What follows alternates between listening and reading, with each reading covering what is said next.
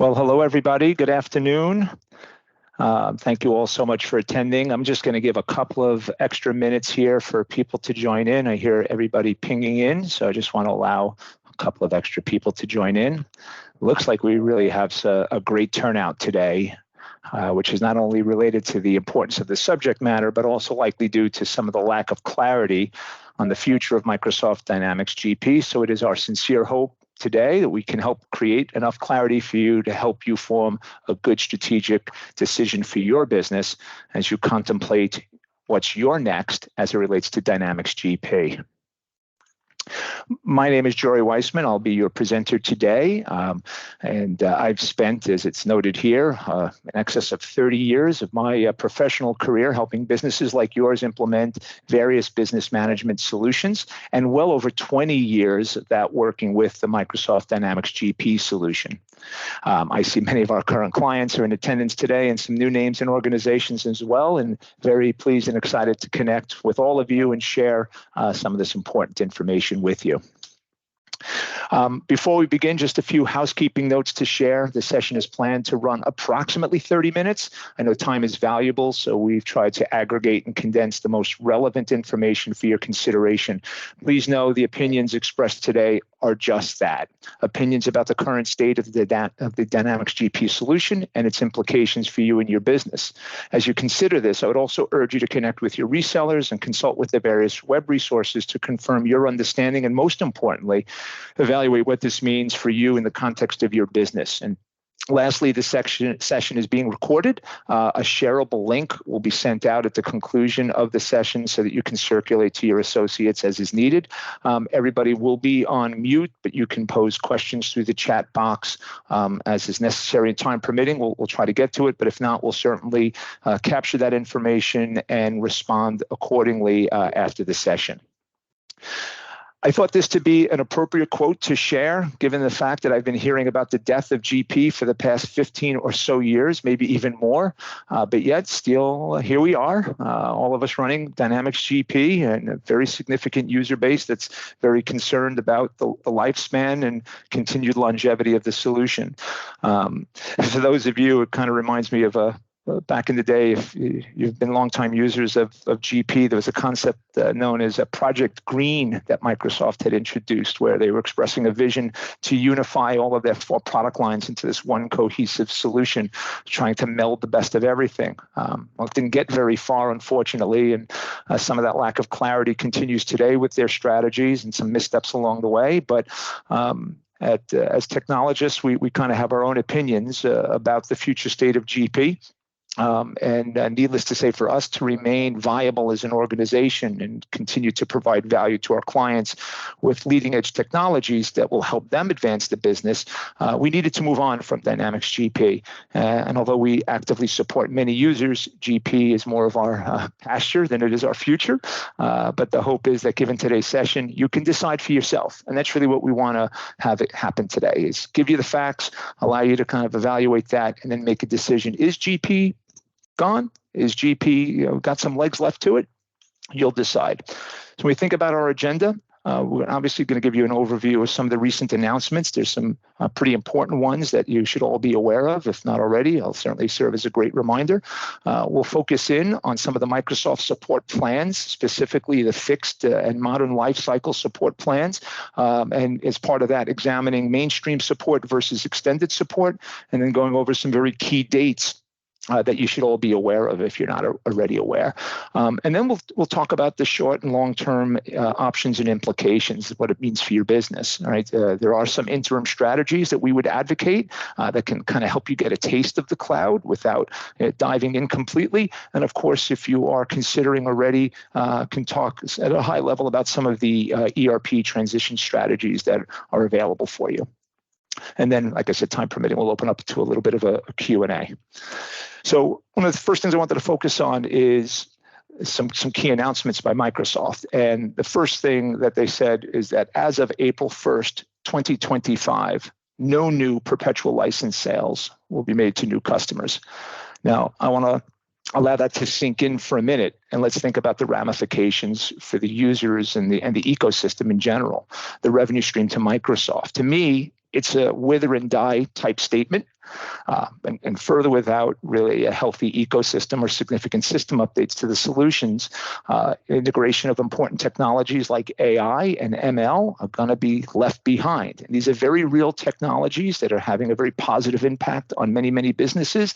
That what this is telling us is that there's no new revenue stream coming, there's no new sales of the solution coming. It's kind of a hang-on type statement. And of course, that means a lack of a strategic advantage to your business. So please consider that. Also, if you don't already know, the fixed life cycle support dates for the end dates rather of those different support elements that are available for you. Mainstream support expired on 2023 and extended support in 2028. There's a little asterisk there in that extended support. May vary in terms of when Microsoft may decide to extend or not, but these are the published dates. So important things for you to consider. The other thing that they've announced is that they're making a transition for you to remain in type of mainstream support is to transition to a modern life cycle. We're going to spend some time talking about what that means for you and your business and how you can transition to a modern life cycle support. And that will give it the legs, right? That will give it the support that you may be looking for to continue with the product. But with that comes some obstacles that you'll have to deal with. And the other thing that was mentioned also in some webinars that we attended was that there'll be no fundamental platform changes, even if you are on this modern life cycle. There will not be fundamental changes to the platform. Therefore, I think a lack of an ability to incorporate a lot of new technologies into that solution set. So let's take a deeper dive into the fixed versus modern life cycle. And as part of that is, let's think about the fixed life cycle support plans that are there. So you have mainstream support, which is the first phase of the Microsoft software product lifecycle, and it lasts about 5 years. And it consists of various elements, right? New product releases, certainly a part of that, getting updates and service packs and builds, making sure that you have tax and year-end updates available, and of course, security updates of prime importance to just make sure that there is a safe and sound processing environment. It also gives you the ability to request some non-security-based updates to the application. How far that will go in the future, it's hard to determine. And on extended support, a little bit different, right? That follows the mainstream support at the end of that product lifecycle, and that means no new features will get added. There is no complementary support associated to it. There are no non-security fixes, and only if extended hotfix support is purchased may you be able to get some. And there are security patches, updates available, just like there is under mainstream support. So there is some coverage and surety, but an important thing to consider is what are the dates and implications of that. So this depiction will lay out for you what the fixed life cycle versions are. And as you can see, fixed life cycle support ends at GP 2018 R2, and that's going to extend, that's that 2028 date that we spoke about, but we can see that it's already out of mainstream support. Curious how many in attendance are running older versions. I know there's probably a few that are still out there, and knowing that that mainstream support has already ended, but extended support will end in 2026. So that's really right around the corner, right? So we really got to be thinking about either do we upgrade or get onto more of a modern life cycle support plan, or do we think about making that transition? I do believe that not maintaining some type of active engaged support plan is not a very positive thing for the business. I just wanted to focus in here on some additional dates to give you a layout of what some of the older versions look like, and a closer look. I know that last slide didn't really depict the dates all that well, but as you can see here, the end dates that are associated to extended support, and you can see anybody who's kind of in this yellow zone, you really don't have very much time to ensure a secure and safe processing environment. One of the other things that I wanted to talk about, some of you may have heard about something called the ESU, or Extended Security Update Program, right? This can cause some confusion in that it looks like there is a continuation beyond extended support for that. But in doing our research, it really appears to be associated to the platform products, things like SQL, things like Windows operating systems, and various other platform solutions. There is a mention to Dynamics AX as part of that conversation, but no mention about Dynamics GP. So knowing, as CIOs and CFOs who have the most common user community of this application, you really have that responsibility to make sure you're thinking about those security updates as time lapses on. So let's look at the modern life cycle, right? We talked about the end dates of the fixed cycle plan. Want to talk about the surety that you get on a go-forward basis, and you'll be comforted to know there is certain capabilities for you to do that under this modern life cycle plan. The current version of Dynamics GP, version 18.6, is in fact governed by the life cycle plan. I would venture a guess that not many of you are running that most current version, but it's going to be important for you to do so, and I'll tell you why in a few minutes. This policy offers basically what you've come to expect from mainstream support, right, including bug fixes, tax table updates. You can get active support and service out of the solution, and updates will typically consist of any hot fixes and relevant regulatory updates. They can also include changes in usability or reliability, but that is hard to determine what that will look like because, as I noted earlier, they are stating that there will be no fundamental changes to the foundation of the platform. So I would take that with a little bit of a grain of salt here. But if you're willing to get involved with that modern life cycle, this can create the longevity and potentially do so in perpetuity. But the most important part of this is that the eligibility requires you to remain current.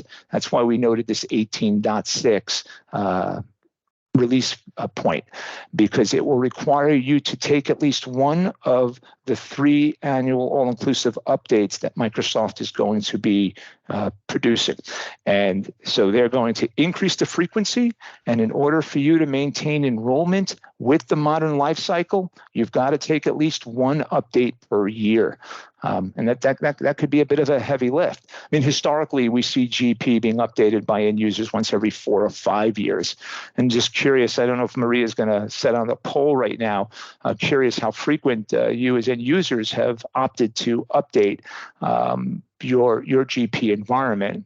And what they're really trying to do is, now, historically, they kept it in rhythm with the standard fixed lifecycle support plan, and going forward, they're going to move it more towards this annual scheme, which is really more towards a cloud-based style support plan. But they're trying to do that within the context of a solution that is really an on-premise solution, right? It is really a legacy solution, not necessarily a cloud solution. And as we think about the more frequent updates, right? There's more planning, there's more downtime, there's more risk and expense associated to the business. If you think about the reality of having to do this every year, if you've done it once every 3 to 5 years, you already know what I'm talking about in terms of what it takes to get that done, right? There's a more frequent retrofit, testing and repair of your integrations. And we know GP is commonly used as a repository from other line of business applications with data flowing into it. That's going to have to be either retrofitted, certainly, the first time you do it, and then if nothing else, tested again to make sure that that flow of information is consistent, especially if you're doing bidirectional read-writes. Also in reporting, if any of you have ever done an upgrade before, you know that Management Reporter didn't always come over so cleanly. Some of the reports had to be tweaked, SSRS reports and others, and not to mention embedded customizations. If you've gone through the process of building out customizations within Dynamics GP, that's certainly going to present itself as being a significant barrier to taking advantage of this modern lifecycle plan. And then, of course, we have to think about at the same time doing concurrent upgrades to any ISV solutions that you have in the environment. We know part of what made GP so powerful and widely accepted was its ecosystem of complementary products that really helped enhance the processing. In many instances, people have at minimum one or two, sometimes even 3, 4 or more, especially if you're doing supply chain functionality. There could be a lot. And then you think about the pressure on those ISV partners who then have to also retrofit and test their software and make sure it's compliant with each of these versions. I don't want to say it's an impossible task, but certainly a daunting task. And if you're sitting there from the ISV perspective, knowing that there's no new license sale opportunity happening in 2025, what's the cost benefit scenario of making that happen? Can't sit here and say it won't, can't sit here and say it'll definitely be a problem, but certainly a significant cause of concern or cause for concern. And of course, the continual testing, which I said earlier, anytime we do an upgrade, we know we have to create a secondary environment.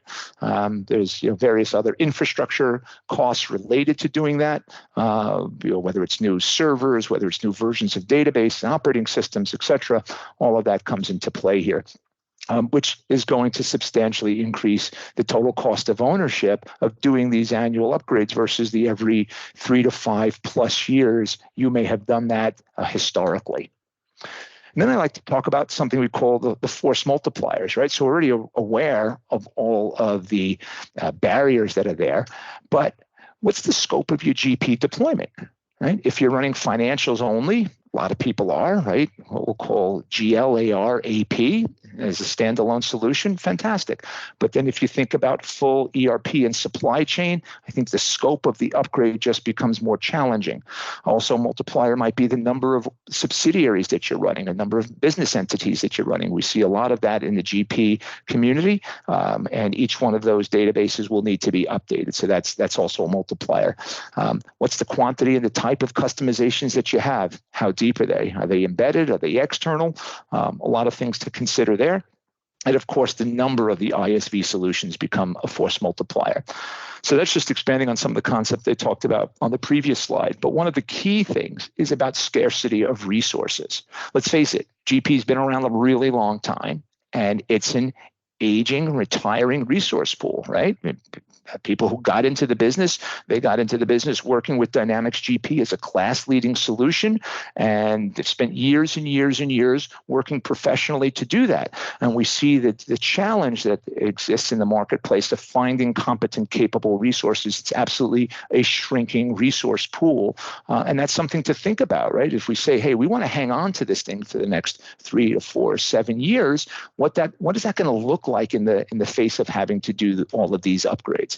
And of course, if you are fortunate enough to have a viable partner that you can work with, right? What's that reliability and availability going to be like? So many stories I hear about the resellers, kind of retiring, working part-time, can't get them back on the phone as frequently. True, there are some outstanding organizations that are out there doing some things, but most of their time, if they're like us, they're going to be devoted to what's next as opposed to what's gone on in the past. So these are certainly things to think about. So you have these options, right? You can suggest I go to this modern lifecycle application, but I really believe it's a concept that's built for the cloud, where you have more frictionless updates and upgrades, right? All of those reasons we just cited, those are real barriers. So it's kind of like trying to make a cloud-based modern lifecycle apply to a legacy application, which is outstanding for Microsoft's future. But for me, it's more like this, right? We're trying to take something that really doesn't quite fit the model of a legacy solution with all of the on-premise considerations. And even if you were to do infrastructure as a cloud service, you still have to contend with those upgrades, just not on your premise, certainly. And maybe you have some other resources that are available to you, but it just doesn't quite fit the way we would think. But fortunately, you do have options, right? So if you're an AR, AP, GL, you're willing to contend with those updates, transition to the modern lifecycle. I think that's great, and that can continue on. And as depicted on the resource on that page prior, it looks like it's going to go on in perpetuity, right? And that's great. But for those of you who want to heed some of these concerns or at least try to deal with them, right? There are some options. Microsoft would have you migrate to Dynamics Business Central or Finance and Operations, also known as Legacy Nav and AX. We'll talk about that in a couple of minutes. Or migrate to a native cloud ERP like a NetSuite or an Acumatica, something we would certainly advocate. We think there are advantages for being in a native cloud application. But there's also a concept of some interim step, right? What we've had a great deal of success with people who understand they want to get to the cloud and maybe do not know necessarily inherently the value proposition associated to going to the cloud. We want to create a scenario where we can help you to web enable some of your GP data. And that means getting it up into that Microsoft Azure cloud into a genuine data warehouse using tools like Power BI to help facilitate your analysis of your GP data that's locked in there on some of the old reporting tools, and kind of it breathes some new life into that, or even working with things like Power Apps, applications that are mobile and agile that can be integrated into Dynamics GP. And ultimately, some of the more custom elements that we've seen organizations build into GP, now all of a sudden they have something in a Power App that can take the place of that and makes the transition to a more vanilla back-end system much more palatable, right, from a cost and complexity standpoint. So there's some really excellent strategies around doing this, and it really helps introduce this to organizations, and we'll spend more on that, more time on that in a few moments. So what does it look like if you're going to migrate to Business Central or Finance and Operations, right? So in the small and mid-market, Microsoft would advocate going to something called Business Central, and large enterprises advocate going to something called Finance and Operations. As I mentioned before, those are really legacy applications that have been ported up to the cloud. Their heritage was born on a legacy platform. They basically put a new Windows veneer on it and brought it up into the cloud, and that becomes their cloud offerings. But rest assured, it started as Navision and AX. And the other thing to consider, there is no seamless migration from GP to BC and Finance and Operation. There is no migration path or magic tool that's just going to be there. It is like going from one ERP to another. There are organizations that are doing a fine job at converting that information over, and in the most basic sense, that could apply. We think there's probably some other things to consider there, but there is a path. But again, it's going from one ERP to another. Both legacy technologies were built in the 90s and developed as on-prem, so they are not native cloud. They do have separate databases. CRM, B2B, B2C, and ERP are actually three separate integrated databases, yes, but they're not unified databases, and that has some significance for anybody who'll really care to learn about that. And then I would also check on some of the reporting capabilities, right? The built-in reporting capabilities versus the use of a separate reporting environment. If you're going to explore Business Central, Finance and Operations, I would do a deep dive into that and look for the presence of native filters and options and drill downs. You want to make sure that you're really going to get a best-in-breed solution there. And I think there are some cloud solutions that can help in a great way with that. I'd also check, as I mentioned before, a lot of organizations run multiple entities on their GP environment. I would check for native multi-company, multi-currency requirements as you think about a transition. And most importantly, check on the concept of low-code, no-code customization and integration capabilities. And I think that's really where a true cloud application is going to shine versus something that's kind of been ported up from a legacy foundation. There are just some native things that's going to make more passive upgrades possible in a cloud technology that probably doesn't exist in some of the others. And check on other ancillary things. Again, those of you who are using more complex accounting functionality, revenue recognition, subscription billing, even having a payroll application, good cloud applications are really incorporating a lot of that, which is really fostering less dependence on ISV, other things to kind of think about there. And then just finally check on some data handling limits that may exist. Again, I don't want to make judgment about this, allow you to kind of just dig into this on your own, see what you come up with, but kind of shining a light on some of these things so you know where to look. And then conversely, where we decided to take our organization as we thought about what's our next as it relates to Dynamics GP, we've had tremendous success with our clients in a transition to the cloud using tools like Oracle NetSuite and another solution by by Acumatica. And being unencumbered by legacy technology, it permits the publishers to more readily integrate some of these latest technologies like AI and ML. And this translates to less issues and less user effort when you're doing the upgrade. So I'd encourage you to learn more about some of these platform differentials, specifically around having a fully embedded, what we'll call a unified database of CRM and e-commerce that becomes more native to these kinds of solutions. Multi-entity and intercompany transaction processing that doesn't require a lot of machinations as you do your end of period processing. And the always current, more passive upgrades that become available. Again, a more creative low-code, no-code environment for the reasons I cited earlier. Knowing that API connectivity, I know a lot of you folks use eConnect to bring in some of your line of business data. Can be a little bit unruly. This is using obviously some of the latest technologies in terms of API support, and certainly has tremendous documentation, and most importantly, a current support plan, not really trying to integrate with a legacy solution. And of course, more seamless scalability and elasticity, especially when it comes to doing customizations and workflows to optimize your critical operations. And like anything else, when we go into the cloud and you move the entirety of the system there, you're going to have obviously a higher level of cybersecurity and compliance capabilities. So these are the reasons why we wanted to focus on more of a native cloud solution as an alternative to GP. But I would encourage you to explore some of that on your own. And then as it relates to web enabling your GP data with a modern workforce solution, something like a Power BI or a Power App, what's really great about this stuff is that it's just such a low cost, low barrier to entry, and gives you that first real taste of cloud processing. And you know what ends up happening in GP, right? The business executives aren't really interacting with it. You know, maybe they'll get a financial statement. Few of them are running management reporter directly. But now if you can web enable this, get it to them on a mobile device, get it to them on their terms with greater agility, right? It'll make your data that's locked there in GP far more actionable. So if your decision is to stay with GP, get into that mainstream support that the modern lifecycle program is really calling for, and you want to stay there, there are still things that you can do to take advantage of some of these leading technology where it counts, right? And that's in strategic business decision making. You know, we know GP is a solid foundation for processing, and it's really not just the most agile thing in the world. And this kind of gives you that agility, and it'll breathe new life into some of that data. And there's also a lot of mobile and social elements that related to this. And as Microsoft is incorporating new features and capabilities, right, that just becomes part of the whole passive update process. And these are really low cost. I mean, the cost of a BI license is about $10 per user per month.